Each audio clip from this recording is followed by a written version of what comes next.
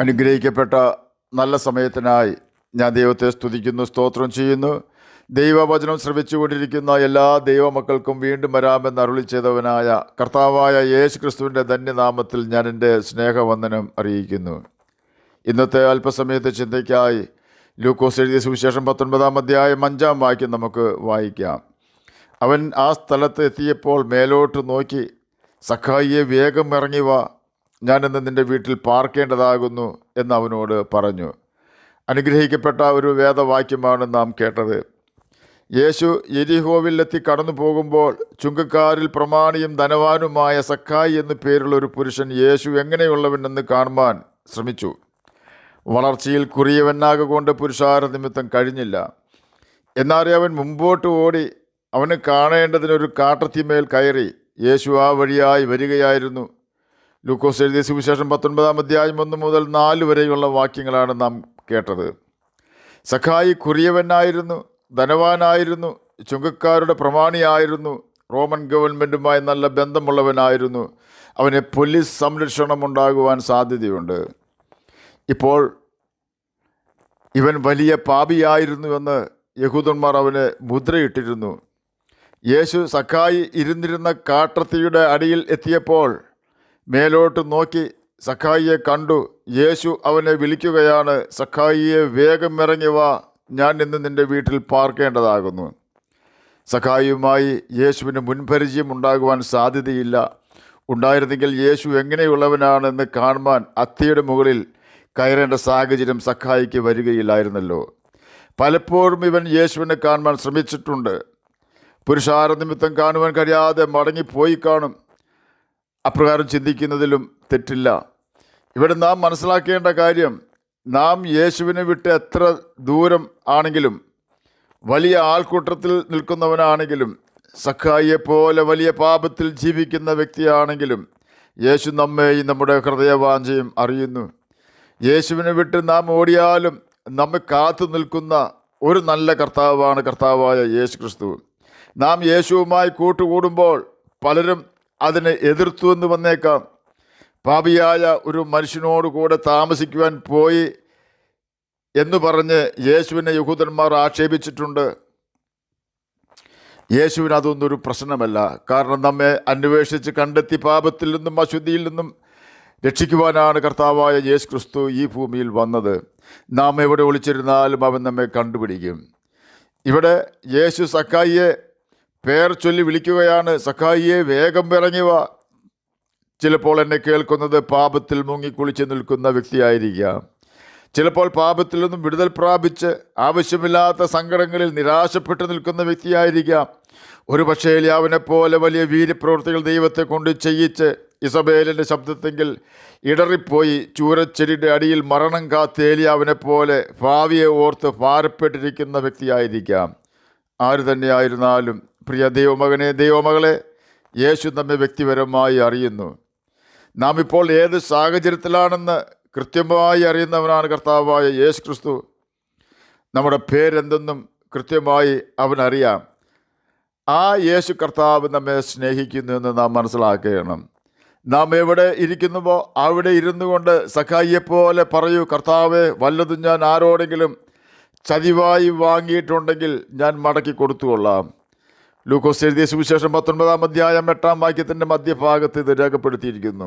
നാം നമ്മുടെ കുറവുകൾ, നമ്മുടെ തെറ്റുകൾ അംഗീകരിച്ച് അതിന് പരിഹാരം വരുത്താമെന്ന് യേശുവിനോട് പറയാമെങ്കിൽ, യേശു നമ്മോടും നമ്മെ നിന്ദിക്കുന്നവരോടും പറയുന്ന വാക്കുകളാണ് ലൂക്കോസ് എഴുതിയ സുവിശേഷം 19 അധ്യായം 9 വാക്യത്തിൽ രേഖപ്പെടുത്തിയിരിക്കുന്നത്. ഇവനും അബ്രഹാമിൻ്റെ മകനാകയാൽ ഇന്ന് ഈ വീട്ടിന് രക്ഷ വന്നു. കാണാതെ പോയതിനെ തിരഞ്ഞ് രക്ഷിപ്പാനല്ലോ മനുഷ്യപുത്രൻ വന്നത്. യേശു സഖായി ഇരുന്നിരുന്ന കാട്ടത്തി മരത്തിൻ്റെ മുമ്പിൽ എത്തി അവനെ വിളിച്ചു പറഞ്ഞു, വേഗം താഴെ ഇറങ്ങി വാ, ഞാൻ ഇന്ന് നിൻ്റെ വീട്ടിൽ പാർക്കേണ്ടതാകുന്നുവെന്ന്. അപ്രകാരം വിളിച്ചു പറഞ്ഞ ഉടനെ പുരുഷാരത്തിൽ ചിലർ പറഞ്ഞു, അവൻ പാപിയായൊരു മനുഷ്യനോടുകൂടെ പാർപ്പാൻ പോയി എന്ന്. സഖായിയുടെ ഹൃദയം അറിയുന്നവനായ യേശുവിന് അറിയാമായിരുന്നു സഖായിയുടെ മാനസാന്തര വിവരം. യേശുവിന് സഖായിയെ അറിയാമായിരുന്നതുപോലെ അവിടെ ഉണ്ടായിരുന്ന ആർക്കും അവൻ അറിയുകയില്ലായിരുന്നു. സാഹചര്യത്തിൻ്റെ സമ്മർദ്ദം മൂലം തെറ്റുകളിൽ അകപ്പെട്ട് രക്ഷപ്പെടുവാനൊരു മാർഗവുമില്ലാതെ പ്രതിസന്ധിയിലായിരിക്കുന്ന പ്രിയ ദൈവമകനെ, ദൈവമകളെ, ഓടി യേശുവിൻ്റെ സന്നിധിയിൽ അഭയം പ്രാപിക്കൂ. നമ്മുടെ ഏത് പ്രശ്നങ്ങൾക്കും പരിഹാരം വരുത്തുവാൻ കർത്താവായ യേശു ക്രിസ്തു ശക്തനാണ്. യേശുവിൻ്റെ വാക്ക് കേട്ട് നാം ആയിരിക്കുന്ന സ്ഥലത്ത് നിന്ന് യേശുവിൻ്റെ അടുക്കിലേക്ക് ധൈര്യമായി കടന്നു വരൂ. പരിഹാരം ഉറപ്പാണ്. എന്നാൽ ഒരു കാര്യം നാം യേശുവിനോട് തുറന്ന് പറയണം. കർത്താവെ, ഇന്ന തെറ്റ് ഞാൻ ചെയ്തു പോയി, എന്നോട് ക്ഷമിക്കണം, ഇനിമേൽ ഞാൻ പാപം ചെയ്യില്ല. ഇത്രയും നാം പറയുമ്പോൾ കർത്താവ് പറയുന്ന വാക്കുകളാണ്, നിത്യസ്നേഹം കൊണ്ട് ഞാൻ നിന്നെ സ്നേഹിച്ചിരിക്കുന്നു എന്ന്. യേശു ഒരു ഭവനത്തിൽ താമസിക്കുവാൻ ചെന്നാൽ ആ വീടിൻ്റെ മുഖച്ഛായ മാറും എന്നത് ഉറപ്പാണ്. കാനാവിലെ കല്യാണത്തിന് യേശു ആ ഭവനത്തിൽ ചെന്നിരുന്നതിനാൽ ആ ഭവനത്തിൻ്റെ നിന്ന മാറുവാനിടയായി. ദുഃഖഭവനത്തിൽ യേശു ചെന്നാൽ ആ ഭവനം സന്തോഷഭവനമായി തീർന്നിട്ടുണ്ട്. ശവസംസ്കാരം കഴിഞ്ഞ് 4 ദിവസമായിരുന്ന ബെഥാനിയിലെ മറിയായുടെയും മാർത്തയുടെയും ഭവനം 4 ദിവസം കഴിഞ്ഞെങ്കിലും മാർത്തയുടെയും മറിയായുടെയും കരച്ചിൽ നിന്നിരുന്നില്ല. മറിയായുടെ പാപ സ്വഭാവം മൂലം ഒരു നാൾ ആ ഭവനം എല്ലാവരാലും അവഗണിക്കപ്പെട്ട ഭവനമായിരുന്നു, നിന്ദിക്കപ്പെട്ട ഭവനമായിരുന്നു. എന്നാൽ യേശു മറിയയ്ക്ക് നൽകിയ പാപക്ഷമ ആ ഗ്രാമത്തെയാകെ മാറ്റിമറിച്ചു. ആ ഭവനത്തിലെ നിന്ന നീക്കുകയും ആ ഗ്രാമം പോലും ബൈബിളിൽ അറിയുന്നത് മാർത്തയുടെയും മറിയയുടെയും ഗ്രാമം എന്നാണ്. ഇപ്പോൾ യേശു എല്ലാ ദിവസവും ആ ഭവനത്തിൽ ചെല്ലുന്നു. എപ്പോൾ യേശു ആ ഭവനത്തിൽ ചെന്നാലും വലിയ പുരുഷാരം അവിടെയും ഉണ്ടാകും. എല്ലാവരാലും നിന്ദിക്കപ്പെട്ട, വെറുക്കപ്പെട്ട, ഉപേക്ഷിക്കപ്പെട്ട ആ കുടുംബം യേശു അവിടെ ചെന്നു എന്നതിനാൽ കേരളത്തിൽ താമസിക്കുന്ന നാം പോലും അറിയുവാനിടയായി. എന്നെ കേൾക്കുന്ന പ്രിയ ദൈവമകനെ, ദൈവമകളെ, യേശു നമ്മുടെ ഹൃദയത്തിൽ വന്നാൽ നമ്മുടെ രോഗത്തിനോ നിന്ദയ്ക്കോ അപമാനത്തിനോ ഒറ്റപ്പെടുത്തലുകൾക്കോ നമ്മെ സങ്കടപ്പെടുത്തുവാൻ കഴിയുകയില്ല. കാരണം യേശു നമ്മുടെ വ്യസനത്തെയും രോഗത്തെയും പാപത്തെയും കാൽവരി ക്രൂശിൽ ചുമന്നൊഴിച്ചവനാണ്.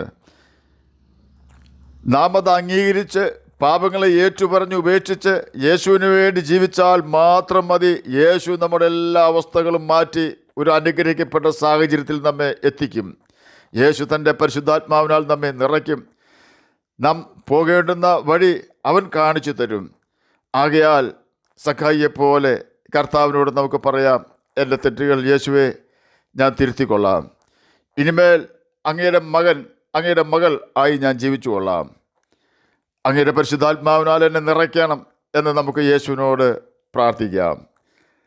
ഞങ്ങളെ സ്നേഹിക്കുന്ന സ്വർഗീയ പിതാവേ, നല്ല വചനത്തിനായി അങ്ങയെ സ്തുതിക്കുന്നു, സ്തോത്രം ചെയ്യുന്നു. എന്നെ കേൾക്കുന്ന ഏതെങ്കിലും പ്രിയപ്പെട്ടവർ തങ്ങളായിരിക്കുന്ന പ്രതികൂലാവസ്ഥയിൽ നിന്ന് രക്ഷപ്പെടുവാൻ ആഗ്രഹിക്കുന്നുണ്ടെങ്കിൽ അങ്ങ് അവർക്ക് രക്ഷാമാർഗം തുറന്നു കൊടുക്കണമേ. പാപം ചെയ്യാതെ ജീവിപ്പാൻ ഞങ്ങളെ സഹായിക്കണമേ. അങ്ങയുടെ വചനം പ്രമാണിച്ചുകൊണ്ട് ജ്യോതിഷികളെ പോലെ തിളങ്ങുവാൻ അടിയനെയും അടിയനെ കേൾക്കുന്ന അങ്ങനെ കുഞ്ഞുങ്ങളെ സഹായിക്കണമേ. സമാധാനമില്ലാത്തവർക്ക് സമാധാനം കൊടുക്കണമേ. രോഗത്താൽ ഭാരപ്പെടുന്നവർക്ക് രോഗസൗഖ്യം കൊടുക്കണമേ. സ്വന്തമായി ഭവനമില്ലാത്തവർക്ക് ഭവനം കൊടുക്കണമേ. കടഭാരമുള്ളവരുടെ കടഭാരം മാറ്റി കൊടുക്കണമേ. അങ്ങയുടെ വചനം പ്രമാണിച്ചുകൊണ്ട് ജീവിപ്പാൻ വേണ്ട ദൈവകൃപ അടിയനും അടിയനെ കേൾക്കുന്ന അങ്ങനെ കുഞ്ഞുങ്ങൾക്ക് തരയണമേ എന്ന് ഒരിക്കൽ കൂടി പ്രാർത്ഥിക്കുന്നു. പ്രാർത്ഥന കേട്ടതിനായി സ്തോത്രം. യേശുവിൻ്റെ നാമത്തിൽ തന്നെ ആമേൻ. കർത്താവ് എല്ലാവരെയും അനുഗ്രഹിക്കട്ടെ. സ്തോത്രം.